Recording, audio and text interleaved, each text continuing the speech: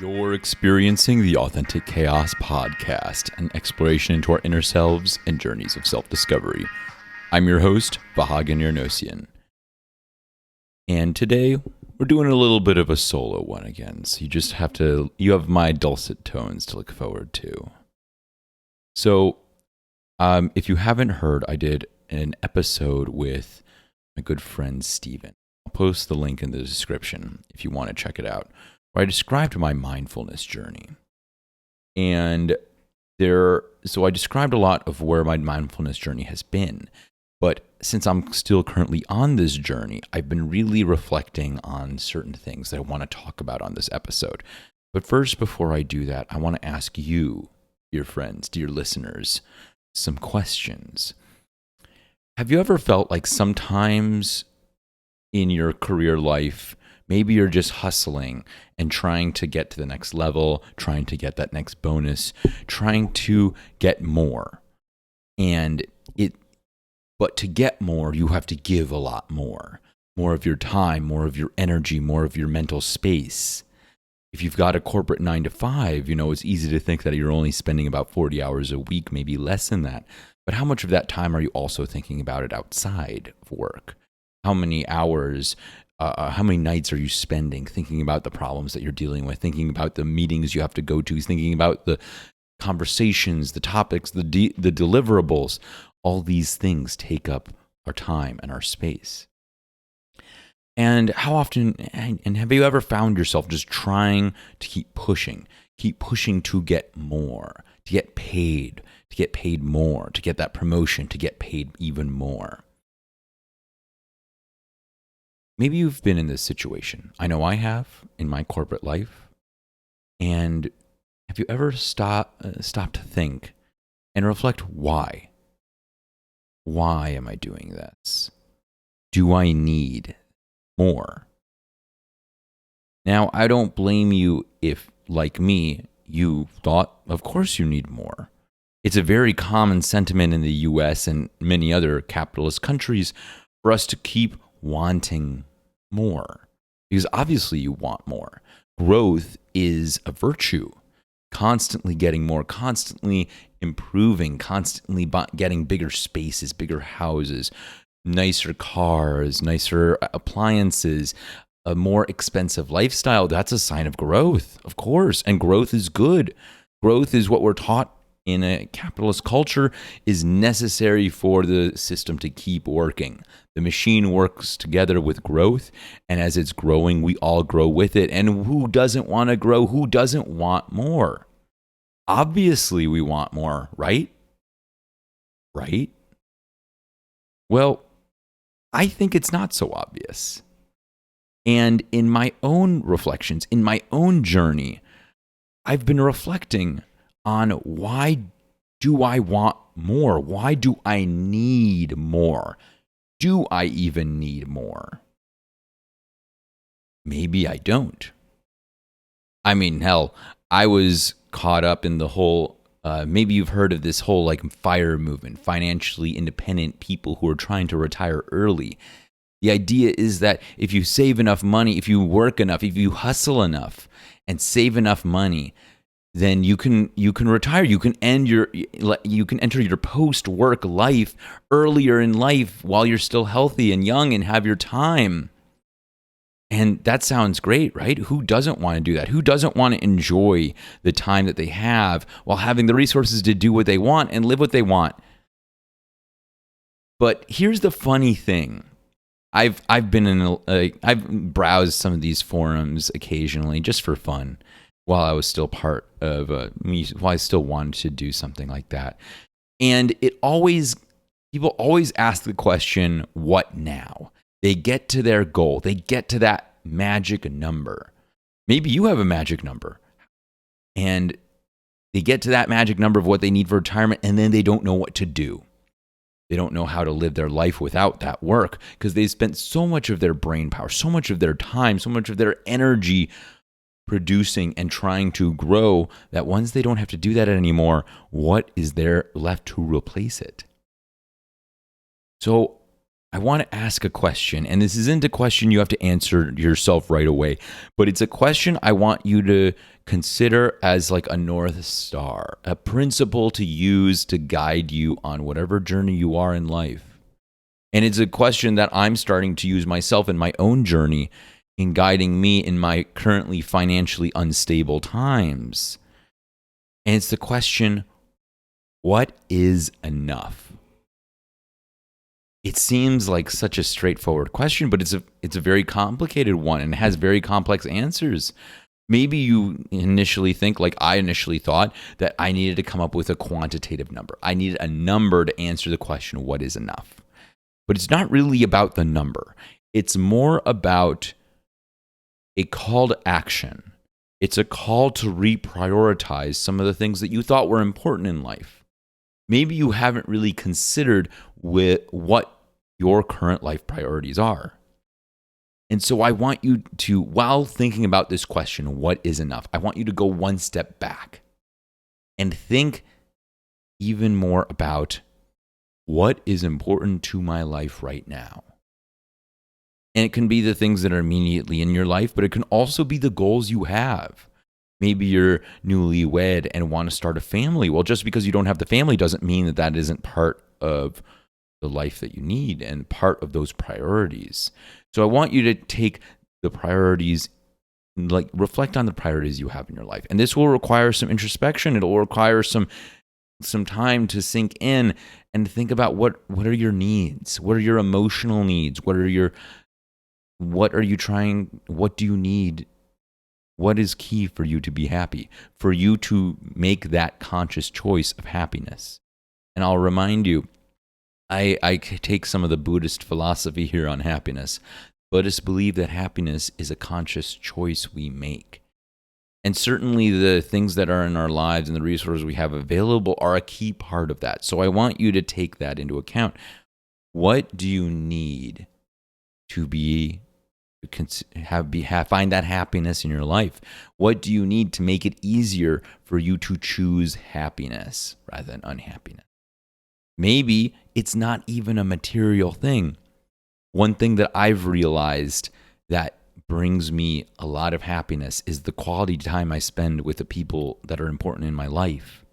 Just this week, I spent some time in Austin seeing a really good friend who moved out with his fiance, and it was just so nice to see them. And even though we didn't do anything extravagant, it wasn't a particularly expensive trip either.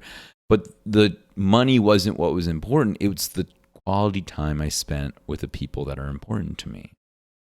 And that provides me personally a lot more happiness and a lot more fulfillment than my job did, or trying to make more money does, or the idea of even retiring early. What's the point of retiring early if in the process you're hustling so hard that you leave your relationships to die? What's the point of getting to the top of that hill, top of that mountain of cash, and sitting all alone with no one there to enjoy it with you and no one there for you to spend your time with? What is left? Is that money going to provide you that happiness? Maybe that money does. I don't know. I can't say. I haven't met someone who that money genuinely provides that happiness. Because I don't think it does. We live this life and we're sold this lie that time is money. And the way that it's worded is usually in the way it's like an equation. You put time in and you get money out. You put time into your job and you get money. And money is obviously what you want. But let's rephrase this and think of it more as like a reversible, because it's an equality. Time is money, but money is time. I want you to just think of money as a resource for time. But it's not the only resource for time. Your health is a resource for time. Your intentionality is key for time. If you find your weeks just slipping away, that is you taking your time and just not appreciating it for what it is. So as part of this what is enough movement, this question, this guiding principle in your life, I want you to think about what is important for your time. How do you view your time? If you had access to your time, what other things would you do that would make you happy? Maybe you'd like to travel more. Maybe you'd like to see the people, spend more time with the people that are important in your life. Okay. Well, so then what is enough to get you there? Why don't you try to spend the time with the people in your life now?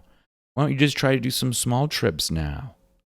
Instead of trying to hold your future self and push these things to a future date and hope that your future self will be able to enjoy it, if you build this foundation of enjoying your life and finding that happiness and choosing that happiness, not just finding, but choosing that happiness every day, then you don't have to worry about your future self maybe being miserable, maybe not being able to enjoy the things, like maybe your future self gets in an injury and can't travel anymore.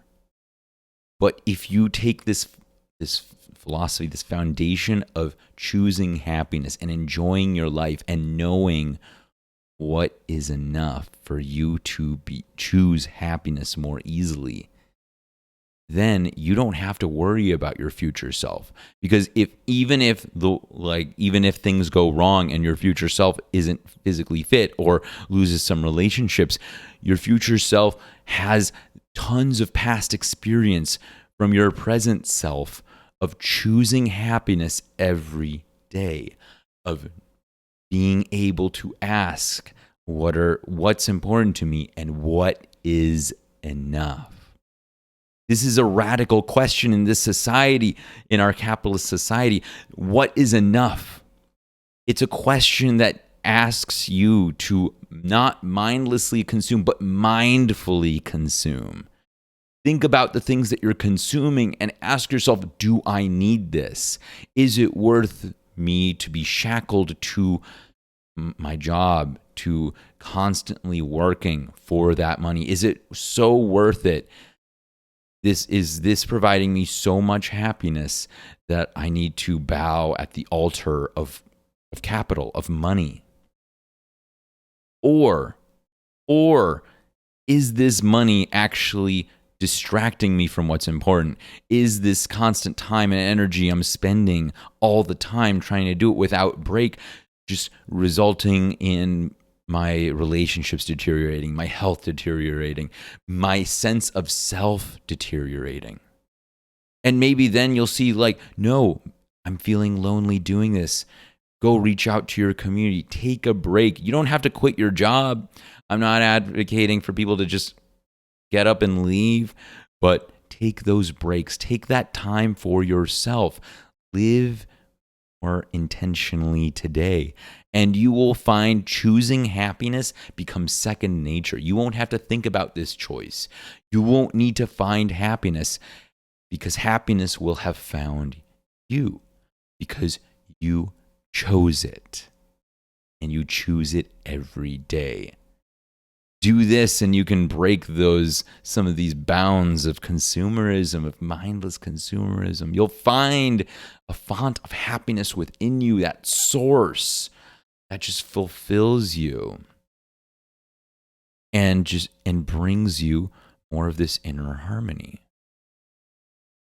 A key part of moderation, of philosophies like moderation, Stoicism, mindfulness, Buddhism, are all trying to ask us to understand what we can truly control and what we can truly choose, and consider what you actually need to live a more fulfilling life and a happier life. And maybe they're not right. Maybe none of these philosophies are for you. And I'm not telling you that you have to adhere to Buddhism or mindfulness or whatever else. But I'm asking you to just think about what is important for you and what is enough for you to get there, for you to live that life. And maybe you'll find aspects about you that you want to put more effort into. Maybe you'll unlock the more creative sides of you. I've noticed myself, I've been doing a lot more creative endeavors, like this podcast, for instance, is my creative work of art.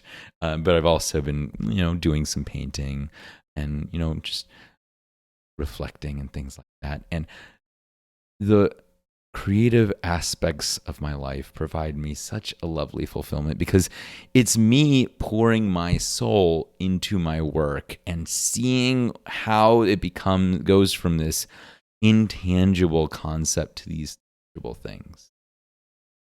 I'm doing a lot of work with plants lately. You'll notice I have a new plant. Sorry, I had to do a little bit of a side. I've been growing tropical plants in my apartment in Seattle.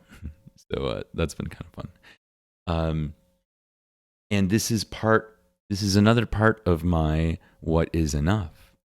I love working with plants now because you get to see the true value of time. As time goes on, you may not be doing anything, but you are putting your love and energy into the plants, into the atmosphere around it, by giving them intentional spaces. Like I said, I live in Seattle. It's not tropical at all, but I've been able to grow some tropical plants because I've been intentionally thinking about what their needs are and adhering to those needs and making like little humidity boxes for them, which they're really loving. But as you watch a plant grow from a meter seedling to a larger plant with beautiful leaves, it's a really excellent reminder of the importance of time. Money could have bought you this plant, sure, in the current state as it is, but money was not going to get you to experience and appreciate the full growth process of this plant from a mere seed. And if you've ever had plants before, or animals or kids, you've probably experienced some of that too. That time going into it, the time and the love and the energy going into creating something and watching it grow on its own and using its time in the ways that it sees fit, and just marveling. What you are doing is you're marveling, witnessing the beauty of time and the importance of time. It's our most crucial resource, and it is a shame. It is a sin that it has been so corrupted in our capitalist society that it's become like a secondary resource. It's an input for money rather than the most important thing that we have available to us. The money will come and go. The time never comes back. We never get it back. But I don't want you to live in fear of missing out, fear of regrets on your old age, because if you live in fear, you are not choosing happiness. You are choosing unhappiness. You are choosing fear. We can't live with fear. Just the person who fears death probably is terrified of their own shadow and tries to avoid leaving their house as much as possible. The person who fears the regrets of missing out or the regrets of not using their time wisely are paradoxically, they're the ones who are ironically not going to use their time effectively because they're spending so much time and energy fearing it. So I don't want you to fear. I don't want you to worry about maybe the time that you didn't spend or that you didn't use properly in the past, or the time you missed out on in the past, or the potential time you miss out on the future, because I want you to focus on the now. The now, the present, these are the most important aspects of our lives because it's the moment we are living in right now, and the choices we make right now will trickle down into our lives in the future. So that's why I think it's so important that I want you to make this question a crucial part of your routine of seeing where you are in your life.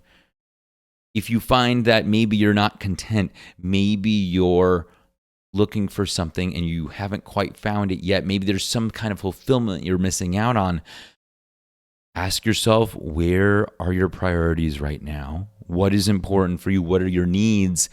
And what is enough? And I would love to hear from you, your listener, if you have thoughts about what is enough, or thoughts about like some of the things I've talked about here, maybe how I got to the point of what is enough, or how I got to this point in my journey.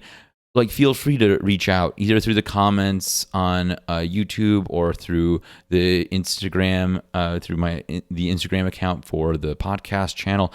I'm happy to answer, and I would love to do like a Q&A with other people, because I think this is an important topic, because we live in a culture of mindless consumerism, and mindless consumerism just leads to suffering. I've seen so many people, myself included, just constantly losing parts of themselves in the hustle and the grind. And they're doing it for what they don't quite know. They're doing it for a nebulous concept of an easier future, an easier retirement, but they don't know if that's going to happen. They don't even know if they're going to be the same people that they are now when that happens. So I don't want you, my dear listeners, because you're not just my listeners, you're my community, and I care about my community, and I don't want you to lose the most important moments you have, which are the moments right now. And I want you to ask yourself, what is enough? And I would love to hear your reflections. And if you'd like to talk about it on the podcast, just let me know. I'm always happy to have guests on and hear about your own journey. This is where I'm at in my own journey, in my life, in my journey figuring out what's important to me and how to live my life in a fulfilling way possible. And I choose happiness every day, and part of that choosing is asking what is enough. And yeah, I'm excited to share more reflections as I get them. Until then, though, if you're watching on YouTube or Spotify, please like, follow, and subscribe to the channel. It helps a lot. Like I said before, I would love to hear back from you. Did anything I say resonate? And follow us on Instagram. It's where we post the podcast links and reels. And reach out if you want to chat. Always happy to have people on. Thank you again for listening to my reflections on my journey. And as always, embrace your chaos with kindness.